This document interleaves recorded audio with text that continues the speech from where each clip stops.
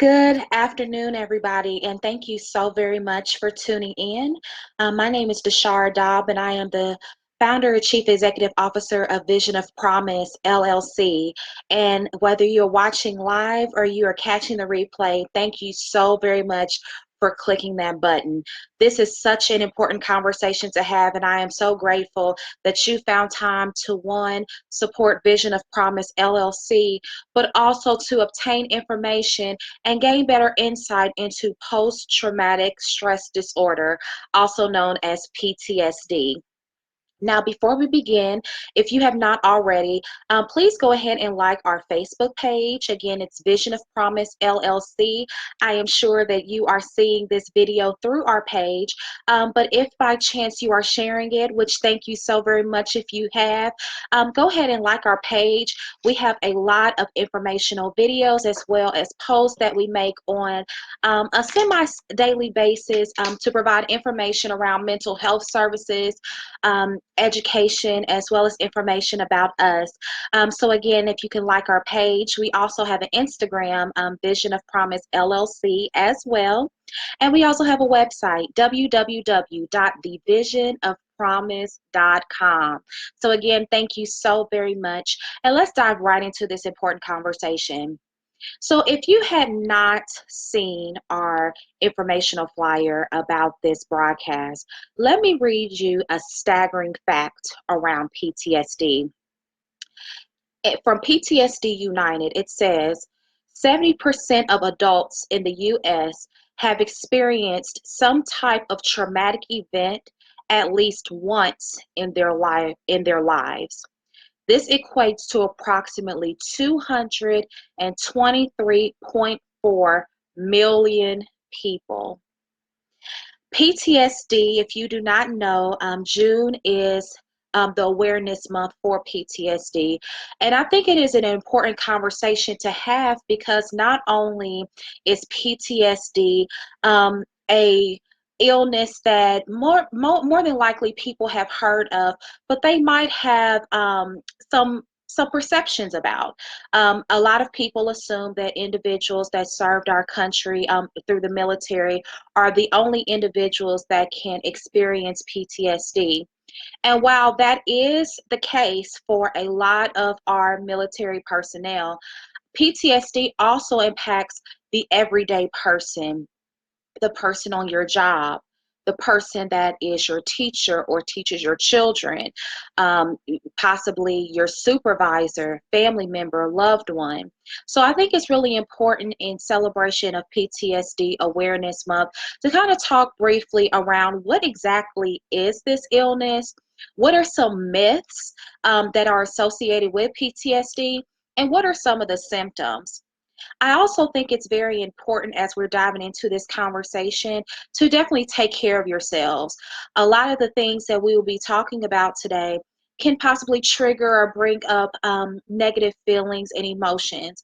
And so, one of the things that I want you to do is if you find yourself having some difficulty within this live, I definitely understand if you need to step away to get some air, if you need to take a couple of deep breaths. This is a very intensive and a very sensitive conversation for so many people, particularly those who have assumed that PTSD will never impact them. But as they're hearing symptoms, as they're hearing some of the myths, it might touch you in a way that it might have not have never touched you before. And so I think it's very important, again, during this broadcast, that you take care of yourself and you mind whatever feelings and emotions that you are having, and definitely come back, get all the information, but definitely do what is necessary to take care of yourselves during this time. So the first thing I wanted to do is to provide a definition of PTSD. Again, PTSD stands for post-traumatic stress disorder. Okay, it is a mental health condition that's caused or triggered by experiencing or witnessing a terrifying event. Let me repeat that. Post-traumatic stress disorder is a mental health condition that's caused or triggered by experiencing or witnessing a terrifying event. So, for those of you that have heard of PTSD, a lot of times people associate it with direct combat, right? For individuals that are serving our country, there is a common misconception that PTSD are for individuals that have seen war, that have been in war. But if you think about our current climate in the United States in particular, if you think about some of the issues that a lot of cultural minorities and a lot of displaced peoples, as well as a lot of marginalized populations experience, you can experience a sense of war and a sense of combat right outside of your door. You can experience a sense of war and a sense of combat through social media, through engagement with television, documentaries, radio, podcasts. It is a very and starting to be an increasingly common occurrence for individuals to experience direct and indirect triggering from experiencing or witnessing events. Now I'm going to take a pause right here because that's a lot to digest. Again, for those of you that are not in the mental health field or do not have awareness of PTSD, and this is the first time that you are hearing that there is a possibility that PTSD has directly or indirectly affected you by the things that you are exposed to, I want us to take a moment to take a breath, because it is hard to recognize that our loved one, our teacher, our coworker, supervisor, even the person that we share our lives with could be a person that is impacted by this condition. So I wanted to provide a definition because I think it's important for all of us. Again, June is PTSD Awareness Month, to recognize what exactly is this?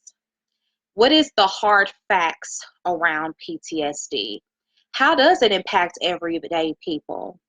And I think as a lot of practitioners and a lot of academics are doing more research around PTSD, they are discovering that they're having to break this apart in multiple ways. Again, the common way that a lot of people, including myself, prior to being formally educated in mental health, assumed that PTSD only impacted military personnel.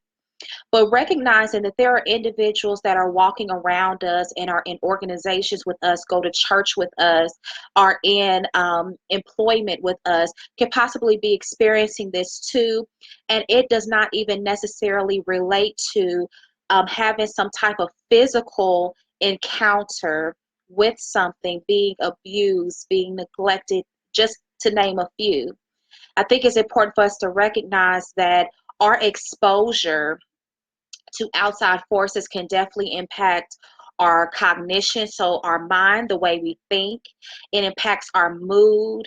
It impacts the way that we function and navigate through life daily. And so I think it's very important for us to even recognize and take a pause that PTSD can impact us personally, either directly or indirectly.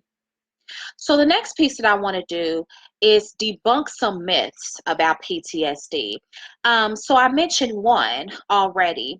Only soldiers get PTSD.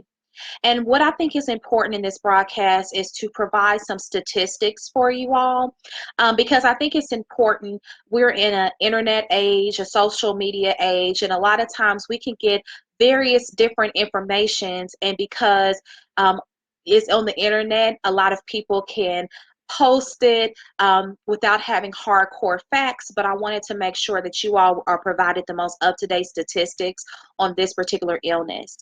So when it comes to PTSD, again, the myth is only soldiers get PTSD. The reality is that between 11 and 30% of soldiers will develop PTSD in their lifetime. Okay. Now, keep in mind, we have so many military personnel. We have individuals that are on the front lines for us overseas, that are actually in combat, experiencing war head on.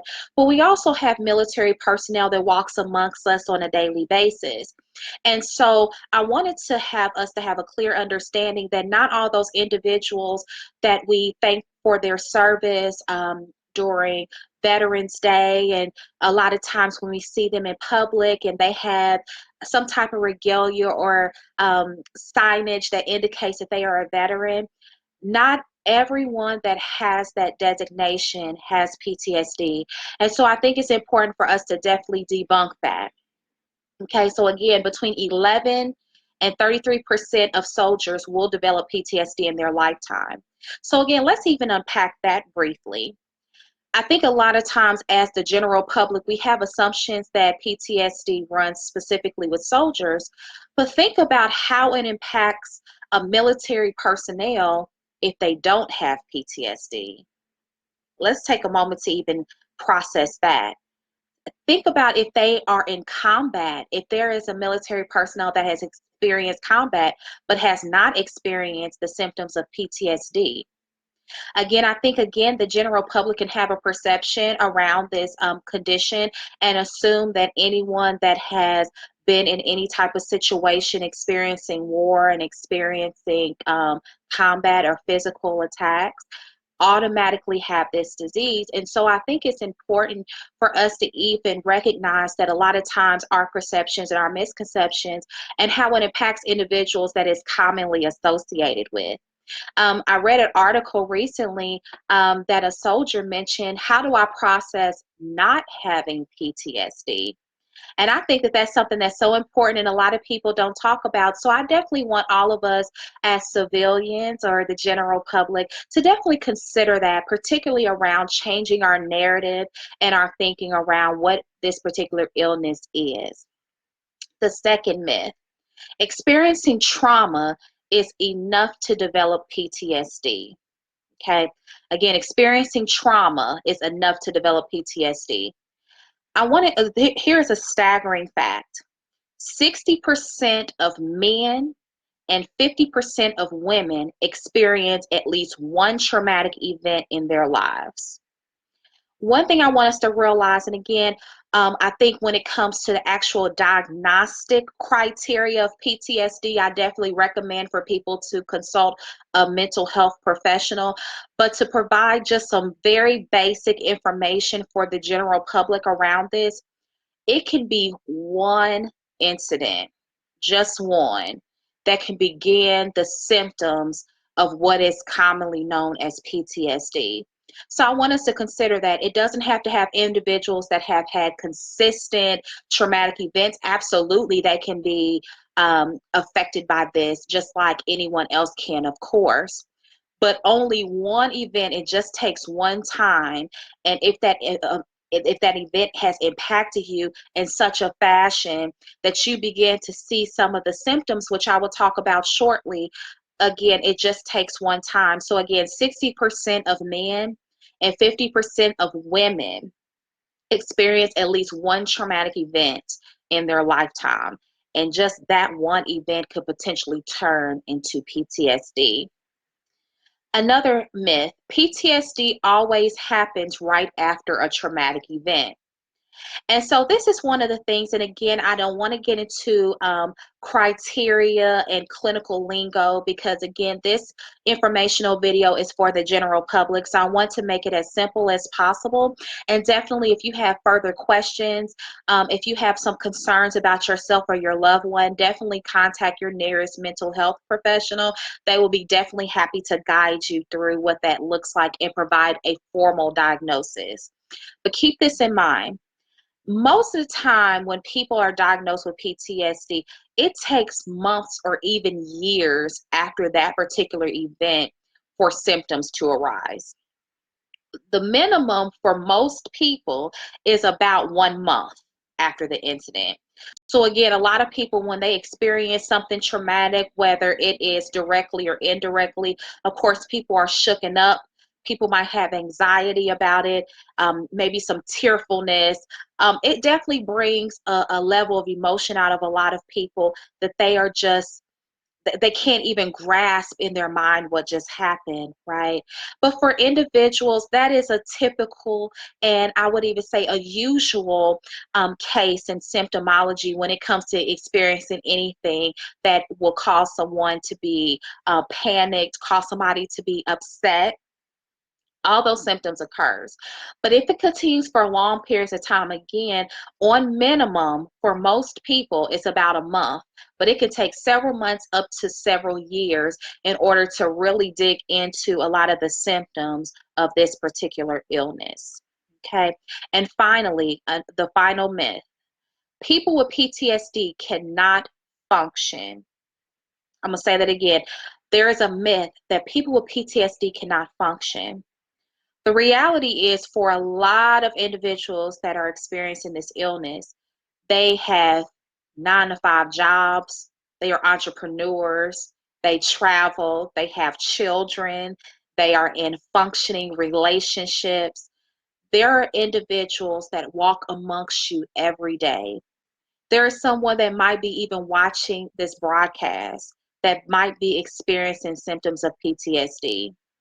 So I think it's important. A lot of times when people think of mental illness, they automatically assume that someone experiencing it is not functionable, that they are unable to speak to people, they're unable to look people in the eye, they're unable to function on a usual or average basis in terms of having a job, having children, having functionable lives. And that is absolutely a myth. A lot of people walk around undiagnosed formally. A lot of people walk around with formal diagnosis and take medications, see therapists, have different coping strategies that they use that definitely assist them in navigating having this illness. So again, I think it's very important with this particular myth that we really get a grasp on that, the fact that people can function and have PTSD. So let's get into some traumatic events that might occur for someone that jump starts this illness. And again, as I mentioned at the beginning of this video, if by chance there is a moment in this video that might trigger you, that might cause you to take a pause, maybe you find your heart racing, you're sweating, you get upset, definitely do what you need to do to take care of yourself. Step away from the screen, step away from your phone, and definitely take a moment to take a deep breath. Because the reality is, post-traumatic stress disorder is definitely an illness that impacts all of us, whether we realize it or not. So definitely take care of yourselves during this time. And for those of you that are joining in, again, my name is DeShara Doub, and I'm the founder and chief executive officer of Vision of Promise LLC. We are a counseling and consulting service that is housed in Louisville, Kentucky.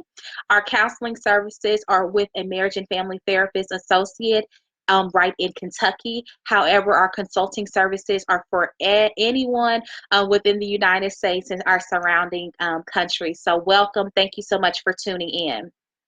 We are currently talking about post-traumatic stress disorder, also known as PTSD. And right now, I'm going to dive into some traumatic events that will jumpstart this illness for many people. Sexual assault. Let's take a breath. Sexual assault is definitely an event that can jumpstart PTSD-related symptoms. Now, again, I want to pause really quick and provide just a tip with the events that I will be mentioning. Just because you have personally experienced this event does not mean that you have PTSD. Okay, these are just some examples of events that many individuals that have been diagnosed have experienced. Okay, so physical assault. That is anything from child abuse, domestic violence, any type of fight, combat, all those things can be associated with being assaulted. A natural disaster. And this is something that hits home particularly probably within the last 10 to 15 years for many of us that could be watching this broadcast.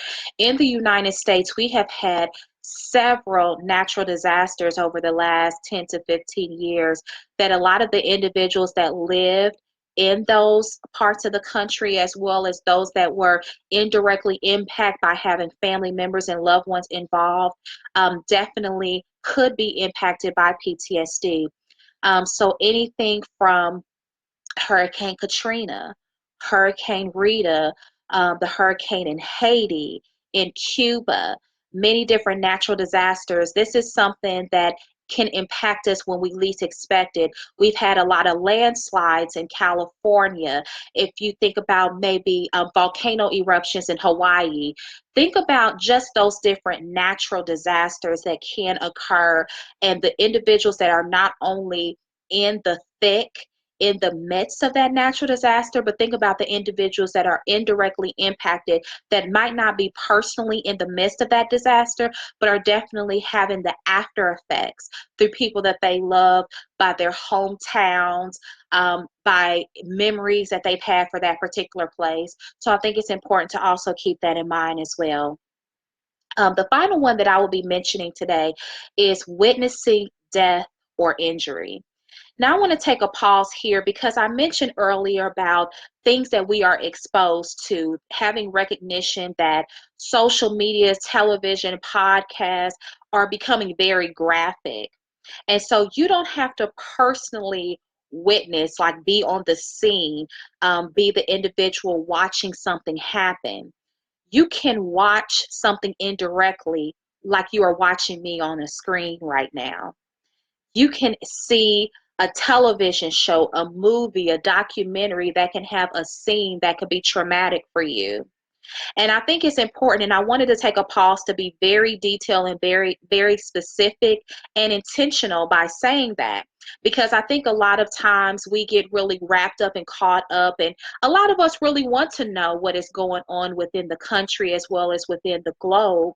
But a lot of times we have to also pay attention to what we are being directly exposed to and how it impacts us. So, again, just giving a very general example. If you watch the news, I know some of us, we have different ways that we catch up on news. A lot of people, especially if you're in a particular generation, maybe only see it through social media. But many of us might watch television. Many of us might read the newspaper or go on our phones and get the highlights through going into our email or going into search engines. The images, the pictures. A lot of actually a fun fact about me, I used to be in broadcasting, and so I'm very much a visual person when it comes to capturing a particular moment and freezing in time through photography, when it comes to videography, when it comes to someone snapping a camera. And we are in a generation where we can literally be videographers and photographers through our cell phones. And so there are times where people put up their phone and they're not even intending to show a traumatic event. But these images, whether it's from a John Q. Public or if it's from a professional, a lot of times are captured for our consumption. So I want us to recognize that it doesn't have to be we are directly on the scene, we are directly personally experiencing it, smelling it, um, tasting it, feeling it, hearing it, but it can also be those indirect ways, such as watching it on video, watching television, seeing a picture. So I think that that's an important mechanism as well to recognize. So again, witnessing death or injury is definitely something that can jumpstart PTSD symptoms. So I keep mentioning symptoms. What are the symptoms, right? So let me just break down a couple. Again, this is not a end all be all list. PTSD is an ever evolving and ever growing research topic for a lot of not only clinicians but also academics. And so there's things around PTSD that are consistently being discovered. And so again, this is information as of today, but I would definitely encourage you, if this is a topic that you are interested in, definitely do some research of your own. Contact a clinician, Center for Disease Control, psychological websites and resources can definitely be helpful as well. I mentioned about a lot of us in John Q. Public can assume that PTSD impacts military personnel. And there are wonderful websites around PTSD specifically for military. And I want to take a pause to make sure that those of you that have questions about PTSD and how it impacts individuals, not only in the general public, but military personnel, definitely reach out to those resources and those agencies. They will be more than happy to guide you with any questions or any resources for further information for yourself. Okay, so again, just a brief um, rundown of symptoms: nightmares, trouble concentrating, having avoiding thoughts, feelings, locations, and people associated with a traumatic event. Now I'm going to say this one again because this is something that is extremely huge, and I think a lot of us in the general public don't even recognize that maybe we are unintentionally doing. Okay, avoiding thoughts, feelings, locations, and people. I don't know how many of you on this broadcast has ever experienced this, but say it doesn't have anything to do with a traumatic event, but say you had a bad experience at a fast food restaurant, just for example. A lot of people will try to avoid going to that restaurant. So people might take a side street, they might take an alternative route, they might take the highway instead of the street, just to possibly avoid going to that location. A lot of people experience this with people they've been in relationships with that ended in not such a great fashion, especially if that person is local, that you might bump into them.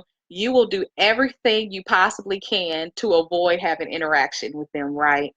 I use that as an example because many of us can relate to that. We can relate to maybe having a bad food experience and never wanting to go back to that restaurant, or trying to avoid that ex and never ever wanting to go around the vicinity of where they might possibly be.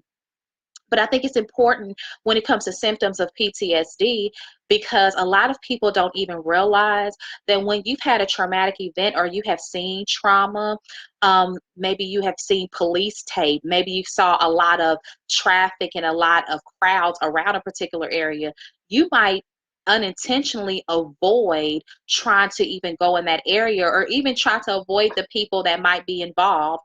So what taking alternative routes, doing things that will completely prohibit you from being in that area could possibly be a symptom. Having flashbacks or sensations that the event is happening again. So again, this is something that subconsciously happens.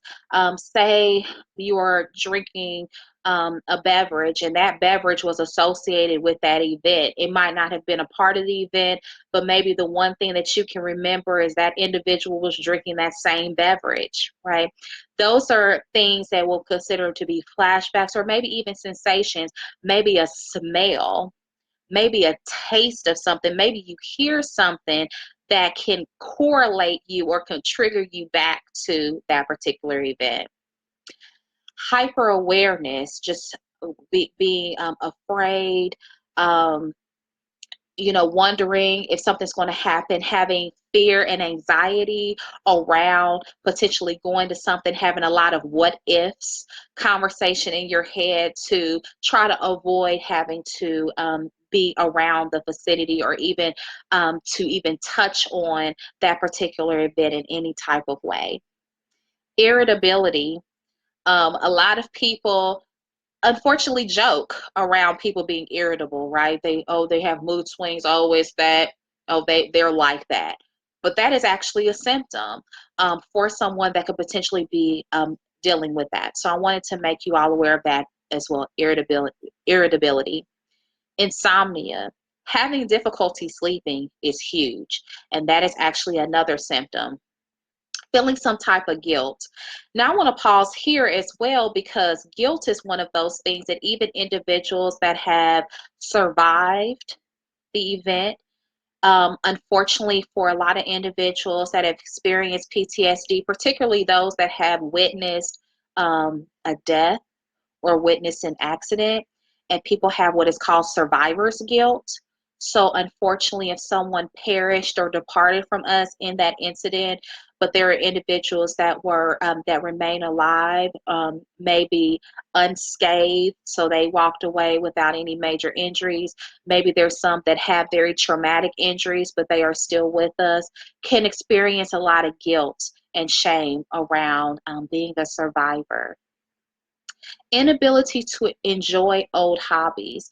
Again, this is something that a lot of us in general experience as we get older. We have different interests. We might try something and will rather do this than that.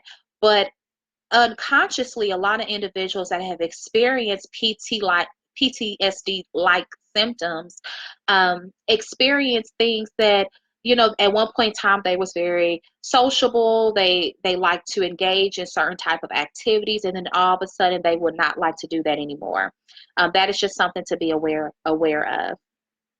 Isolation. And I think this is something that a lot of us really don't realize.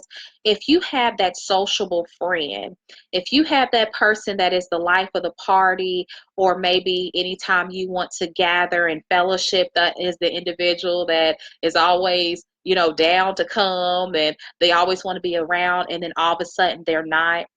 That is something to maybe put in the back of your mind and say, I wonder if something is going on with them.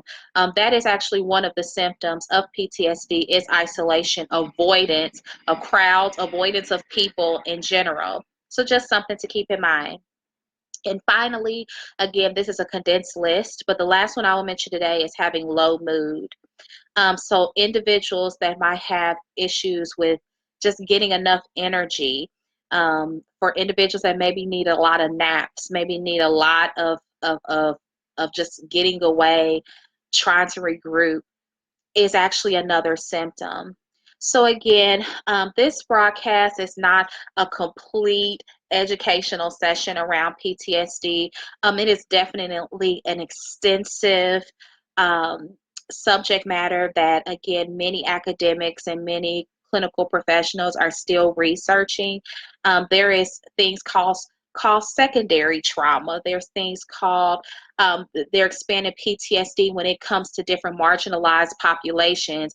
It is a growing conversation, but I think particularly since we are in the month of June, and it is PTSD Awareness Month, that I thought it would be very important to come on here just to provide just a bit more insight and a bit more education for the general public around post-traumatic stress disorder.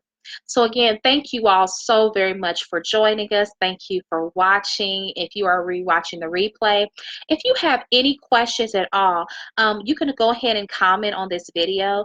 You are also welcome to private message us through Facebook or through Instagram.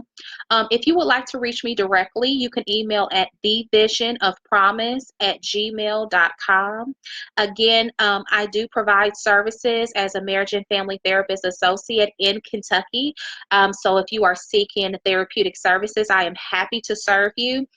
Go ahead and send me an email and I will provide you with any information that you need. For those of you that are outside of Kentucky, we also have a consultation hub of Vision of Promise LLC that you are more than happy to take a look at. So please visit our website, www.thevisionofpromise.com. So again, thank you so much. Please like and share this content with your loved ones. You never know who can benefit from receiving this information. A lot of people suffer in silence, and I think it's important that we rise to the occasion and we debunk the myths around mental health services and recognize that it is for all of us. It's not for a particular socioeconomic status. It's not for particular people that are have a certain level of education. Everyone can benefit from mental health services. You are worth it. The community is worth it. So again, thank you all so much. I am in such gratitude that you have spent just a couple of minutes with me. Again, like and share this video. If you have any questions, please contact us. So you have a wonderful rest of the day and happy PTSD Awareness Month. Take care.